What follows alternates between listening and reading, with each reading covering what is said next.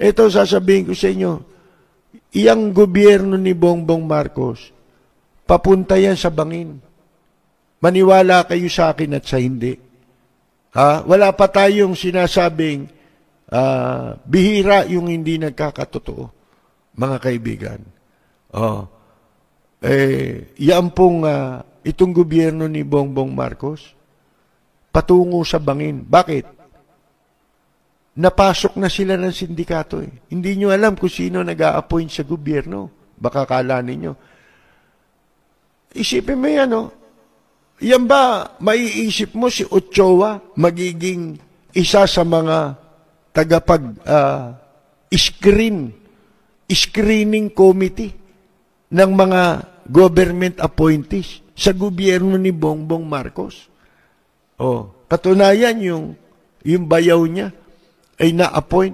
Ewan ko lang kasi nung una raw, kasama ito, di ko malaman kung pinatanggal. Kaya nag-aaway daw yung mag-asawa, mga kaibigan.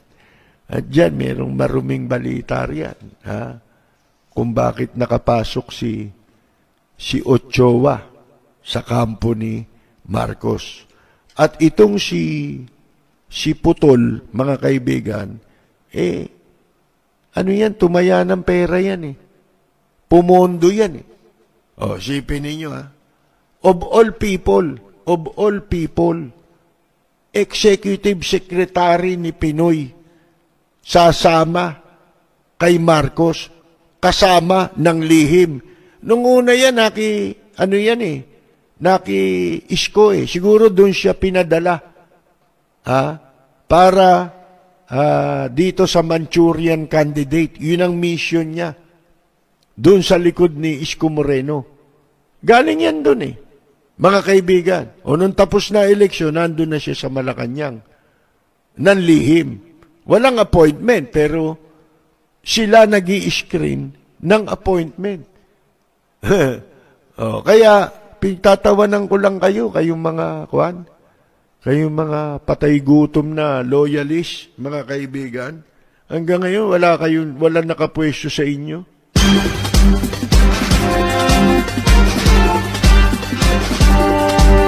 Natatandaan nyo ba? Ito, bibigyan ko kayo ng mga kasaysayan, natatandaan nyo ba si Celso de Los Angeles? Yung nabaliw kay Regine Tolentino? Mga kaibigan, na namatay sa cancer? Hindi nyo ba alam yan ang dating, di ba, napakalakas nung kay Gloria? Yung legacy. Yung nanloloko ng pera ng tao, di ba? Yung pyramid. Legacy, di ba? Yung si Celso de Los Angeles. Mga kaibigan, yan ang amo dati ni Vic Rodriguez. Baka hindi ninyo alam. Marami kayong hindi alam kasi. Lalo na itong mga troll ni Ingkong. Sabi rito may nagsabi dyan sa atin lang daw niyan unang narinig ito. Lalabas ang kwento natin na yan sa mga susunod nating pagtatanghal.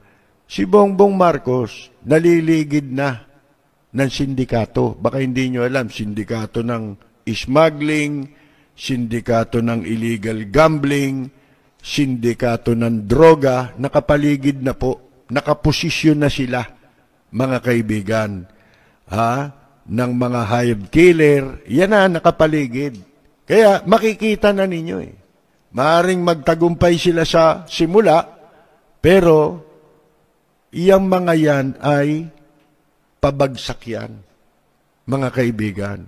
Dahil nga po dyan, hindi nag-iingat Alam nating hindi niya alam yan, di ba? Hindi niya alam yung nangyayari na yan. Mga kaibigan, katulad nitong si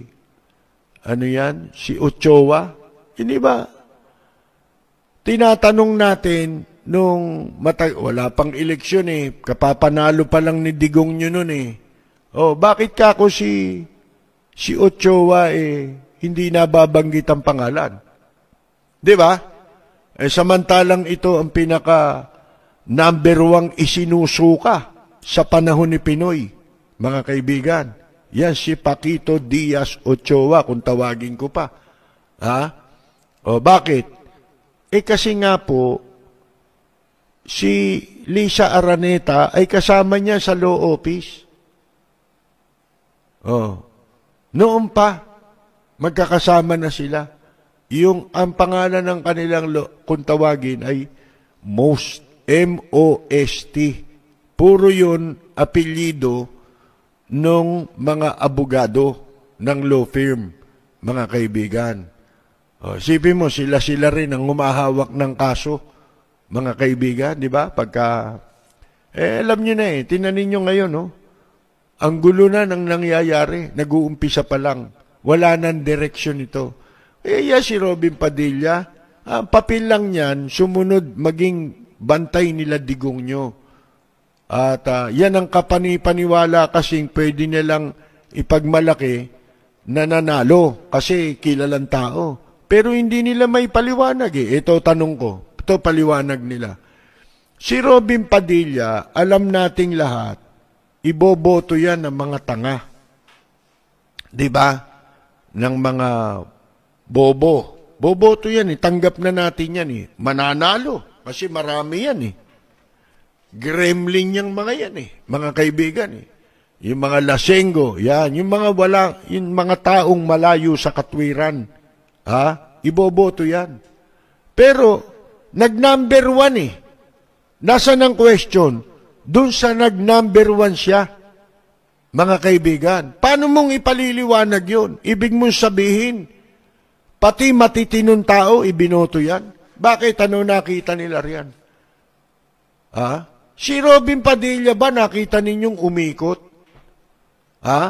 Hindi naman gano, di ba? Ni walang masyadong advertisement Nakaangkas lang sa ginagamit siya nung iba, di ba? Katulad ni Cayetano, si 10,000 pesos. Mga kaibigan.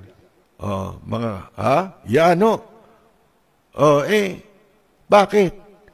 Paano nangyari yun? Ibinoto ka rin nun? Parang ganito. Nung tumakbo si Lito Lapid 2016 ba? 2019, kumandidatong muli na senador, di ba? Yun yung tinatanong natin sa resulta ng 2019 elections.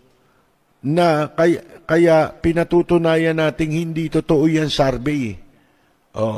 Hindi ba sa umpisa ng survey bago yung 2019 elections, laging nasa top 5 si Lito Lapid. Ayan top 5. Hanggang sa bago mag-eleksyon mismo. Pero pagkatapos ng eleksyon, nasan si Lito Lapid? Number 8 mas mababa ng konti. Nandun siya sa number 8 na pababa, mga kaibigan. Wala na siya rin sa Magic 5. Paano nangyari yun? Bakit? Kasi po, yung survey, mula umpisa hanggang sa before election, number 5 siya lagi. Sa Magic 5 siya lagi. Ano nangyari? Bakit siya naging number 8? Dapat naging number 2 siya o kaya number 3. Di ba? Bakit? Kasi nung panahon na yon, na survey ng survey, wala pang black voting. Hindi ko na paliliwanag kung ano yung black voting. Basta wala pang black voting nun. Nung election, may black voting na. Di ba, ang tendency nung black voting, binoto siya Kasama siya sa ibinoto di ba dapat from 5, tumaas pa siya? Yun ang kwa nun Yun ang logic nun Yun ang sentido komon. Di ba? Bakit bumagsak siya sa 8? Nung nagnanumber, nasa Magic 5 siya, ano sabi? Hindi kasi, katatalo lang niya nung nakaraan 2016, tumakbong mayor, talo. Tapos 2019, ang taas kagad sa Senate.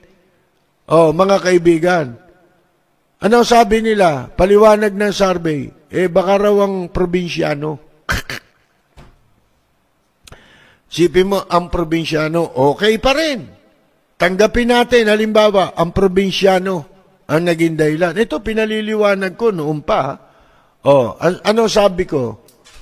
Kung talagang nakatulong kay Lito Lapid ang, ano tawag mo dyan? Yung, ang probinsyano. Bakit yung anak niya natalo? Kasabay niyang tumakbo noong 2019. Tumakbo namang mayor sa Pampanga. Doon sa Porac. Ba't natalo yun? Mga kaibigan. Di ba magkasama sila sa ang probinsyano? Kita na ninyo. Ilan doon sa ang probinsyano lumawak sa politika 2019? Talo yung iba eh. Anong sasabihin mo nakatulong yun? Paliwanag nga nila yun. Mga kaibigan. At saka yung Magic 5. Kaya nakatulong daw kaya nasa Magic 5. Sige nga. Hindi ba dapat nung eleksyon tumaas siya? Kasi nakasama siya sa black voting eh.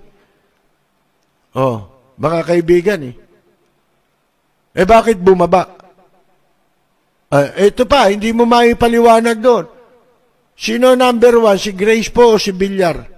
Si Cynthia Villar noong 2019. Di ba? Lagi lalabas ang survey, number 1 si Grace po. Susunod, number 1 si... Nagpapalitan sila sa 1 and 2. Mga kaibigan. Sino nag-number 1 sa kanila? Sipin mo yun, Hindi nagbabago. Mga kaibigan. Tapos si Robin Padilla, ano raw ang gusto niyong itawag sa kanya? Talagang tanga eh. Mga kaibigan eh. Hindi naman sa panlalait. Sinasabi ko nga yung mga pinagsasasabi niya, nagdudunong-dunungan siya bago mag-eleksyon, nung pag-upo pa lang ni Digong nyo, hanggang sa bago mag-eleksyon, mga pinagsasasabi niya, parang alam niya kaya yung mga tanga, boboto sigurado sa kanya. Kasi sa point of view ng mga tanga, matalino siya. Tayo, alam natin, di ba? Yung mga nakakaintindi, naintindihan yun. Lahat ng sinasabi niya noon, hindi pala totoo, mali pala siya, nang haka-haka laban sa Senado at sa mga senador. Bakit? Nung nandun na siya, dumuguraw ang tenga niya. Hindi niya raw akalain na gano'n. Dapat daw Tagalog. Gusto niya ngayon, i-disenyo yung Senado para sa interest niya. Yun ang lumalabas. Kung hindi mahina ang kokote niyan, pangunawa niyan, gusto niya itawag sa kanya Robin Hood Padilla. Unang-una, gusto niya sigurong ipakita na Fernando po siya, mga kaibigan. Di ba? Pero, alam nyo, yung Robin Hood, sa kanto lang pinag-uusapan yun.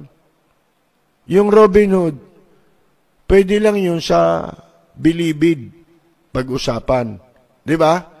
Kasi po, hindi mo pwedeng sabihin yan kung ikaw ay nasa public office. Hindi niya alam na yung Robin Hood magnanakaw.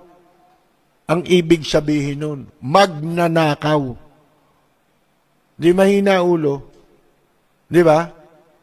Pelikula lang yan yung si Robin Hood. Di ba si Robin Hood nagnanakaw? Tapos, ginajustify niya yung pagnanakaw sa pagtulong sa mahihirap, mga kaibigan. Hindi ho ba? Binibigyan niya ng katwiran. Ayun, merong dyan, Leonila Vargas Roperos, dating daan yan mga kaibigan